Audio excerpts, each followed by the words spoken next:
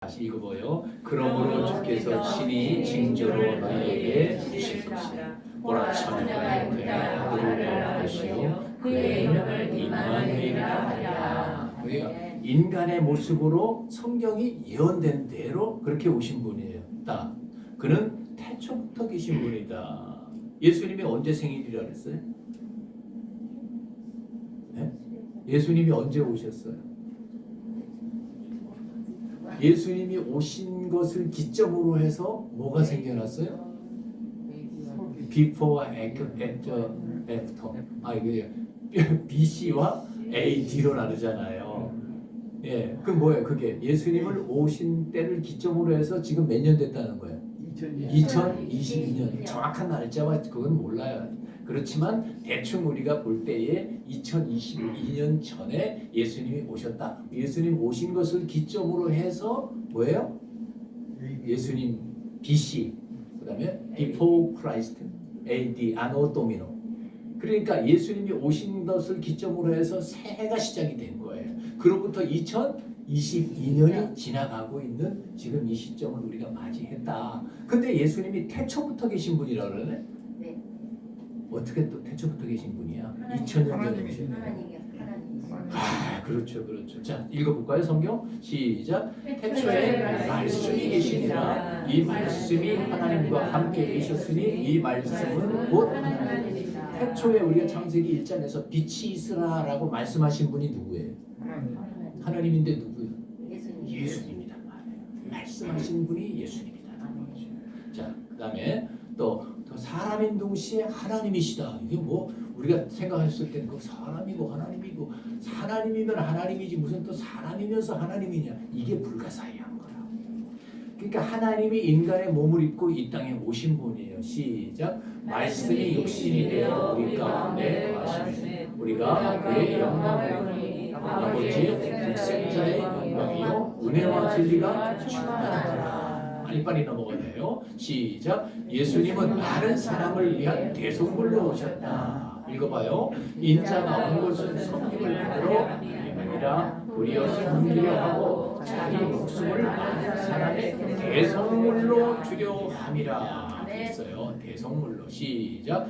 그리스도께서 우리를 위하여 저주를 받은 바 되사 율법의 저주에서 우리를 성령하셨으니 기록된 바 나무에 날린 자마다 저주받는 자라 하였습니다. 또 읽어요. 그리스도께서는 장래 좋은 일의 대제사장으로 오사 손으로 짓지 아니한 것으로 이 창조에 속하지 아니한 더 크고 온전한 장막으로 말미암아 용서와 송아지의 피로 하지 아니하고 오직 자기 피로 영원한 속죄를 이루사 단번에 성소에 들어가셨느니라. 자, 우리 헤드라인 읽어봐요. 시작. 대속이란 무엇인가? 대속. 예수님이 우리를 위해서 속죄의 제물로 오셨다 그랬단 말이에요.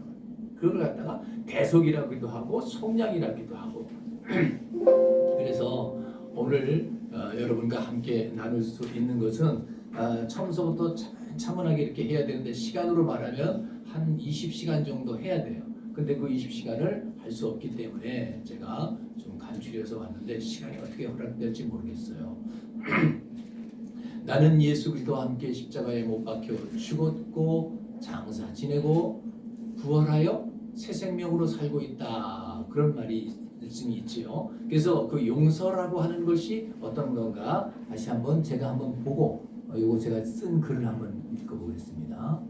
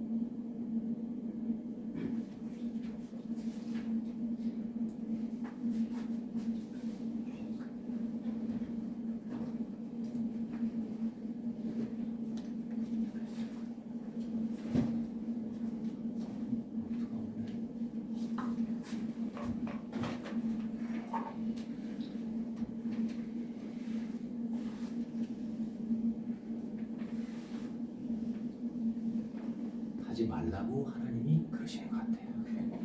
깔끔하게 잊어버리고. 아까 예수님은 뭐라 그랬어요? 속량했다 그랬죠. 속량이 뭔가라고 하는 것을 먼저 우리가 한번 살펴보도록 하겠습니다. 죄와 속량. 자, 속량이라는 말이 무슨 말인가 한번 읽어보십시오. 시작. 죄로 인한 죽음의 저주를 죄값을 지불함으로 죄의 형벌을 면하는 것. 인간이 죄를 짓는 게 언제부터예요? 그렇죠. 아담과 하와가 뭘 따먹음으로? 선악과를 따먹음으로 인해서 하나님의 말씀에 불순종이 죄라는 거예요. 불순종이 죄요. 오늘날도 그 말씀은 동일해요? 아니에요? 사람을 찔러 죽인 것만 죄가 아니고 하나님 말씀에 불순종하는 것은 그게 바로 죄의 뿌리다라고 하는 사실을 우리가 알아야 된다라고 하는 거죠. 자, 그러면 우리가 그 죄의 근원은 뭐예요?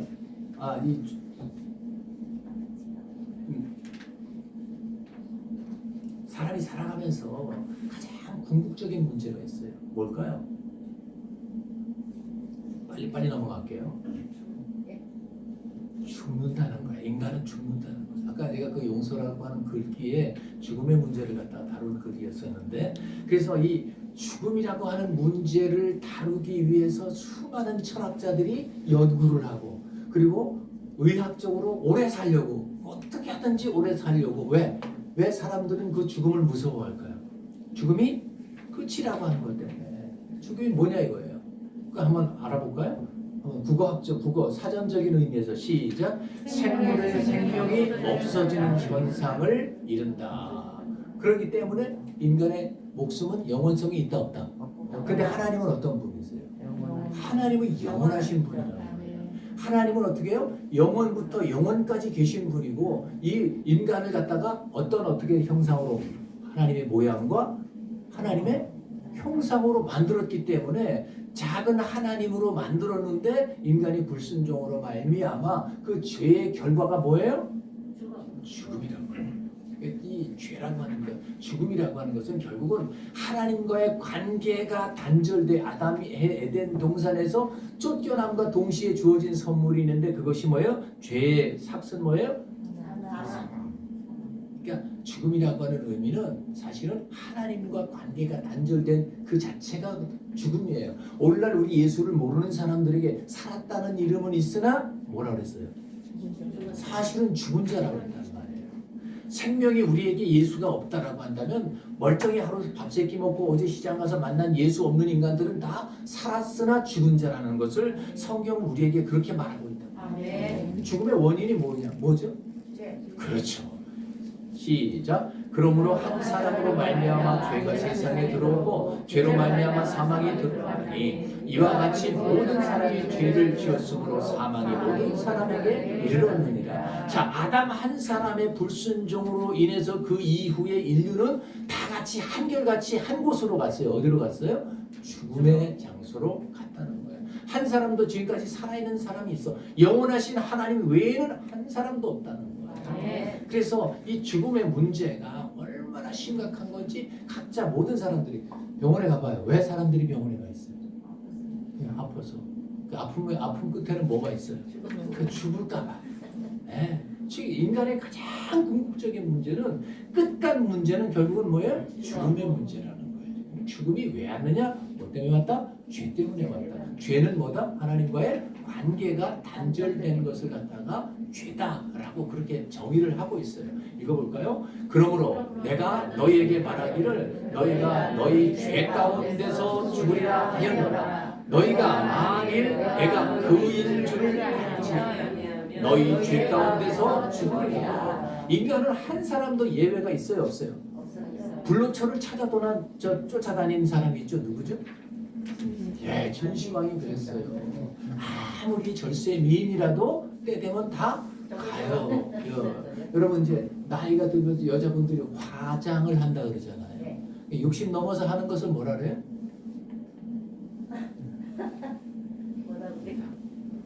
변장이라고 그러잖아요.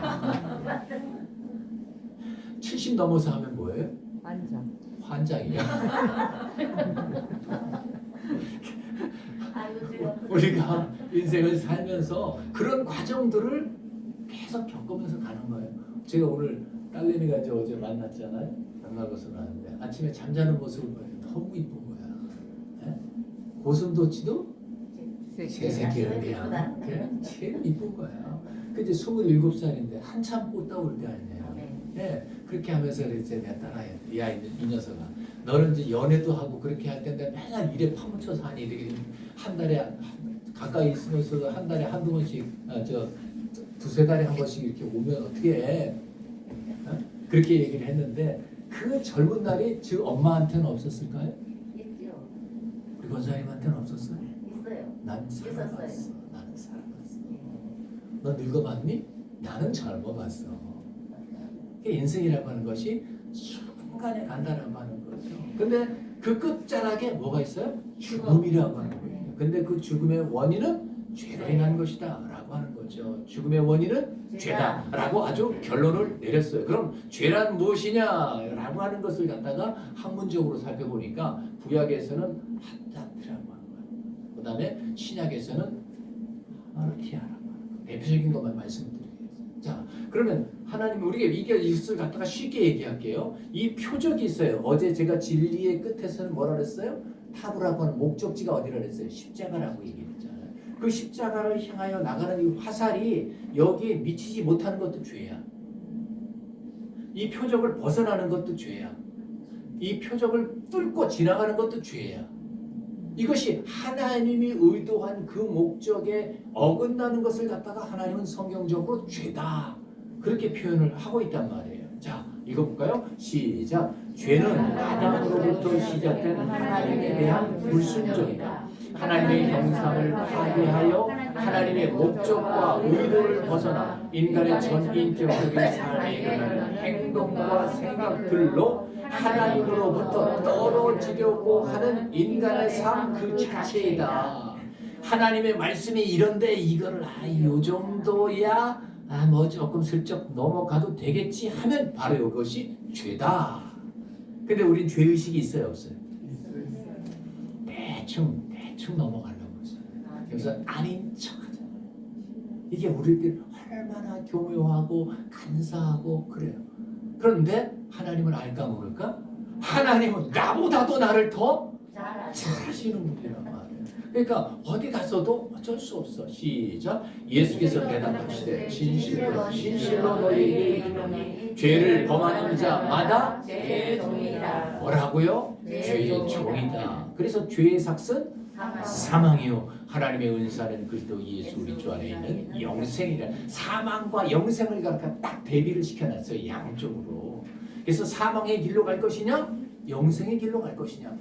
양자택일하라 라고 하는 의미에서 하나님은 말씀을 우리에게 지속적으로 이야기하고 있는 것입니다. 자, 죄는 무엇과 관련이 있는가? 죄의 삭은 사망이라 했어요. 그럼 죄는 생명과 관계가 있다라고 하는 거예요. 사망, 생명이 목숨이 끊어지는 것을 사망이라고 했으니까 죄는 사망이다라고 하는 것을 한순간도 잊어서는 안 돼요. 그것을 갖다가 구약 성경에서는 어떻게 해요? 짐승의 피를 발라서 제단에 발라서 우리의 인간의 죄를 갖다가 대신 짐승에게 전가시켜서 우리의 죄를 대제사장이 어떻게 해요? 짐승을 잡아서 제단에다 피를 뿌림으로 너희들의 죄가 사해졌다라고 하는 것을 구약 시대에는 우리에게 성경을 통해서 하나님이 가르쳐 주셨어요.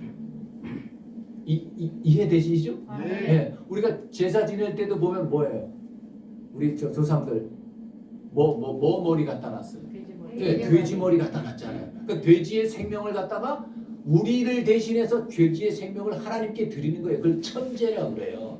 그러니까 대한민국의 이 제사는 거기에는 사실은 하나님이라고 하는 옥황상제 그것을 갖다가 하나님. 그러니까 우리 대한민국 사람들에게 이 예수가 빨리 전파된 데는 우리가 조상을 대대로부터 천신께 드렸던 그 제사가 오늘날 기독교가 들어오면서 사실은 그 고대사를 연구해 보면 그 고인돌이라든가 이런 모든 것들이 다 천제예요. 천제가 누구예요? 하나님께 드리는 제사라는 거예요. 저 만이산에서 드려지는 제사도 결국은 뭐 다른 어떤 얘기들을 많이 하는데 그게 하나님께 드렸던 천신 제사라고 하는 그것을 우리 문화 속에 가지고 있었기 때문에 예수가 들어서 그 자리에 바로 하나님을 놓음으로 인해서 기독교가 빠르게 전파된 그런 세계 선교 역사상 이런 일이 없어요. 대한민국처럼 복음이 빨리 전파되고 대한민국처럼 경제가 이렇게 활성화되고 대한민국처럼 문화 활동이 이렇게 왕성해. 세계 속에 대한민국 이제는 코리아가 그냥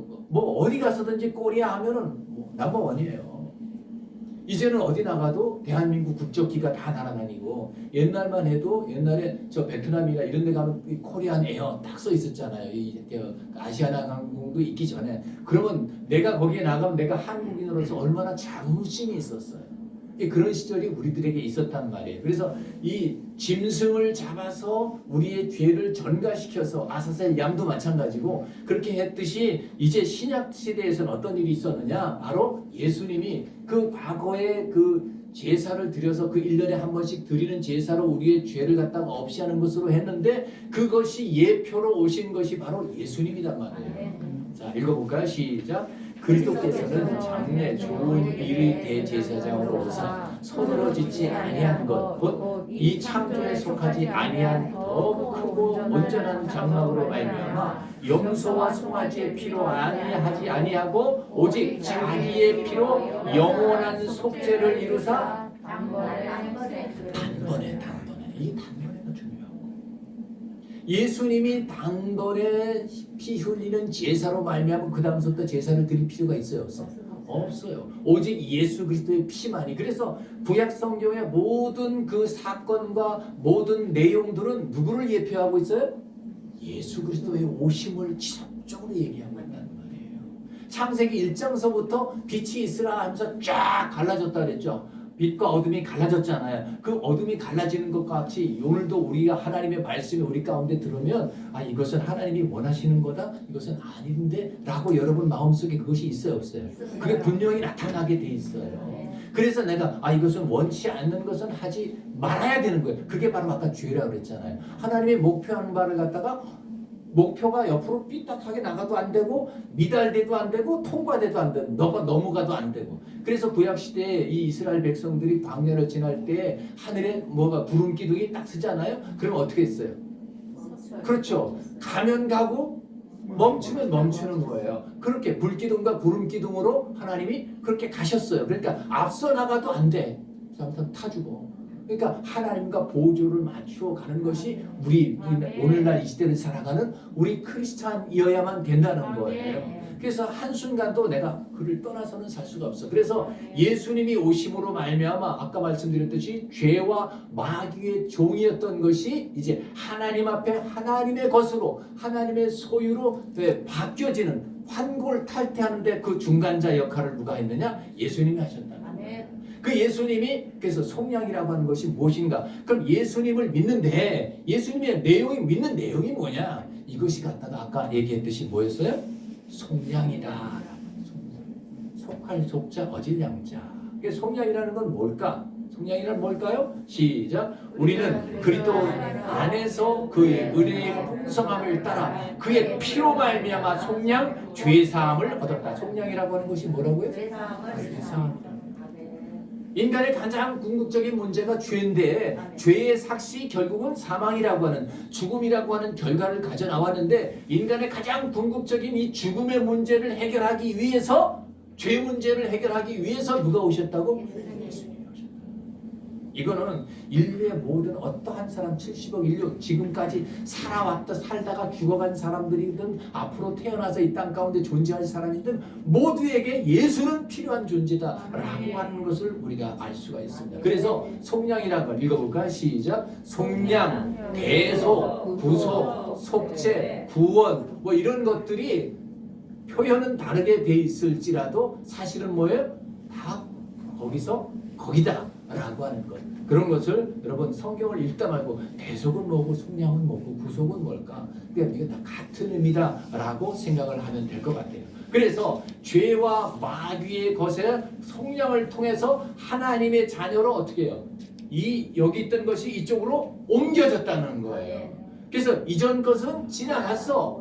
보라 우리는 새 것이 됐단 말이에요. 마귀의 소유에서 하나님의 소유로 내 본적지가 완전히 바뀌었단 말이에요. 그러니까 얼마나 우리는 자긍심을 가지고 살아야 된다는 거예요. 그 자긍심 속에서는 우리의 삶의 변화된 모습들이 야 이건 아닌데 그러는데도 따라가지 말고 이것이 긴데 귀찮아하지 말고 원하시는 대로. 어제 제가 물에 대한 얘기했잖아요.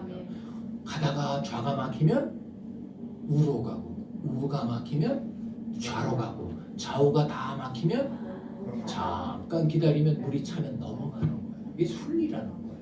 그래서 그렇게 되면 마음에 부담이 있어요 없어요? 주일날 뭐 어떻게 하다가 아이고 화투방에 가서 화투를 한 판 치고 왔네. 이튿날 교회 와가지고 예배를 드리려니까 속에 찔림이 있어요 없어요? 아유 며느리한테 어제 쉬운 소리를 했더니 며느리 보기도 그렇고 또 교회 와서 하나님 앞에 머리를 쪼아리려니까 아이고 야 이놈아 그거 좀 참아주지 그거 하나 못 품냐 이런 말씀이 귀에 들리는 것 같죠? 네? 우리가 삶을 통해서 그런 일들이 비일비재해요. 그 시어머니가 이제 나이 드셔가지고 조금 마음에 소홀한 것이 있었는데 그걸 또 들이받고 왔어. 에? 그러면 속에 찔림이 있다니까요. 그러면 그 후회를 했으면 다음에 해야 돼 안 해야 돼? 안 해야 돼요. 화내야 되는데 해 안 해? 해요. 전문가들만 모여가지고 그래서 속량의 중요성이 얼마나 중요한 것이 고엘 제도라고 하는 것. 고엘이란 뭐냐면 대신 의무를 다하다 라고 하는 거. 혹시 그 대신 의무를 다하다 성경 속에서 어떤 사건들을 한번 기억할 수 있어요? 여러분 다말이라고 하는 며느리 있죠. 룻이라고 하는 며느리 있죠. 성경에 있잖아요. 그 사람들이 바로 예수님의 족보에 들어가 있는 여인들이에요. 그 다말이라고 하는 여인은 어떻게 했어요? 성경 읽다 보면 어린 친구들이 있어 그러는데 시아버지를 만나서 그 장자권을 계승해 나가잖아요. 오늘날로 생각하면 그런 못된 사람이 어디 있어요? 근데 그것의 그 속에는 너무나도 깊은 신앙의 의미가 있다는 거예요. 대신 기업을 무다 그러잖아요. 형이 죽으면 동생이 형수랑 들어가서 그 장자권을 받게 자식을 낳아서 장자권을 계승하게끔 만들어 놓은 그런 제도를 만들어 놨다는 거예요. 그것의 그 의미는 뭐냐면 대신이다라는 거예요. 그것은 그런 제도를 통해서 룻의 그 세 아들이 다 죽었잖아요. 그렇죠? 나오미가 나한테 소망이 있다 치자 어쩌고 저쩌고 얘기를 해서 보냈어요. 보내는데 안 가. 룻은 내 아버지 어머니의 하나님이 나의 하나님이다 라고 하는 그 신앙의 정조를 가지고 와서 보아스를 만나서 그것이 누구를 이 땅 가운데 다윗 왕을 태어나게 했고 다윗의 족보에 그 밑에 예수님이 오게끔 돼 있단 말이에요. 그러니까 그 신앙의 모든 그 성경 속에 구약 성경에 기록된 모든 말씀은 다 누구를 예표하고 있는 거예요?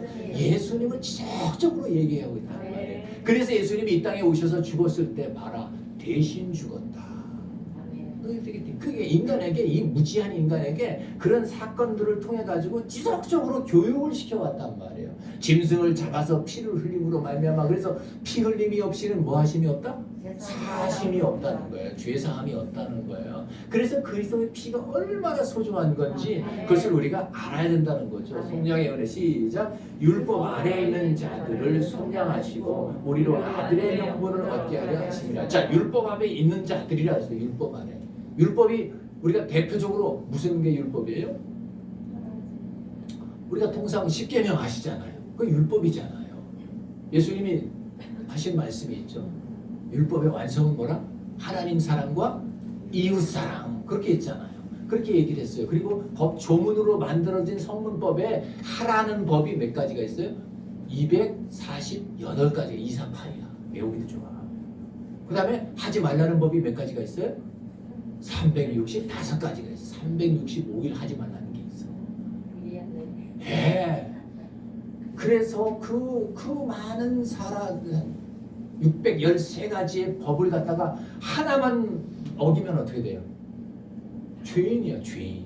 그러니까 율법을 지켜서 내가 의인이 되겠다라고 하는 사람들이 유대인들이란 말이에요. 근데 그것을 갖다가 지키면 당연히 죄가 돼서 사망이 왕노릇한 거예요. 근데 지금까지 그 율법을 다 지킨 사람이 한 사람이라도 있으면 그 사람은 지금까지 살아있을 거예요. 율법을 다 지켰으니까. 근데 율법을 다 지킬 사람은 없다는 거죠. 그러니까 율법의 저주는 법을 만들어 놓으면 우리 대한민국에도 법 만드는 데가 어느 동네예요? 네? 저 여의도의 동문지붕이 법 만드는 데 아니야. 저들이 만들어 놓고 저들이 여기잖아.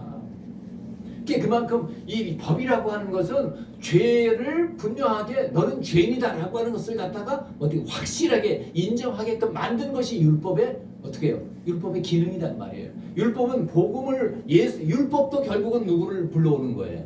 예수를 불러오는 거예요. 인간으로서 율법을 다 지킬 재간이 없어. 모든 사람은 죄 아래 가두어두는 것이 결국은 율법이란 말이에요. 율법이 의로운 것인데 결국은 우리를 죄인으로 가둬버리네? 그럼 율법이 나쁜 거라고? 아니다.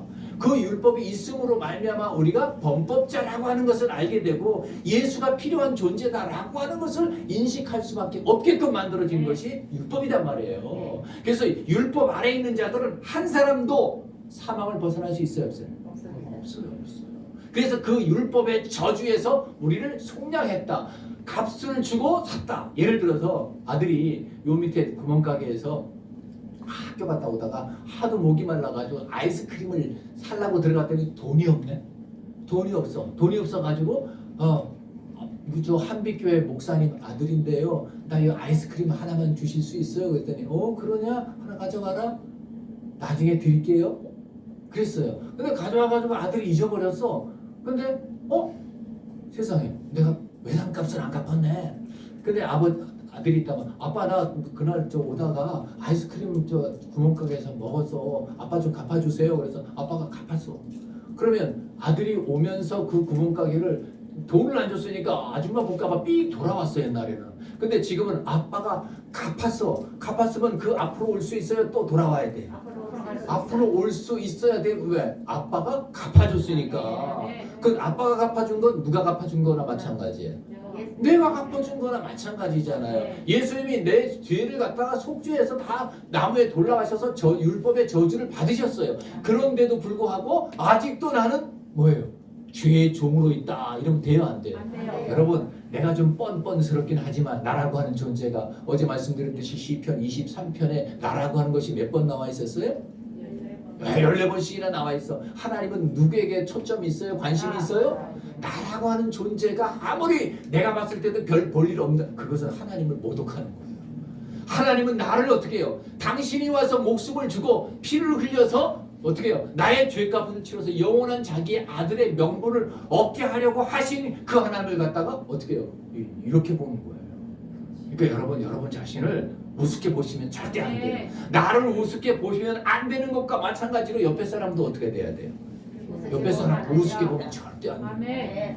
다 존귀한 사람이라는 거예요. 예수 없는 사람들까지도 존귀하게 여길 줄 알아야 된다는 거예요. 왜? 그게 어느새 또 예수 믿고 돌아설지 모르잖아요. 그러면 그 불쌍한 사람들에게 내가 전도를 해야 돼요? 안 해야 돼요? 전도지 준다고 전도가 돼요? 안 되죠. 어떻게 해야 돼 그러면?